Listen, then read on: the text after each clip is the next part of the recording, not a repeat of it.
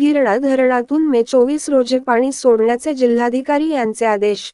पाण्याची तीव्र टंचाई लक्षात घेता मे 24 रोजी गिरणा धरणातून पिण्याचे पाण्याचे आवर्तन सोडण्याचे आदेश जिल्हाधिकारी साहेब जळगाव यांनी कार्यकारी अभियंता, गिरणा पाटबंधारे विभाग, जळगाव यांना दिले आहेत।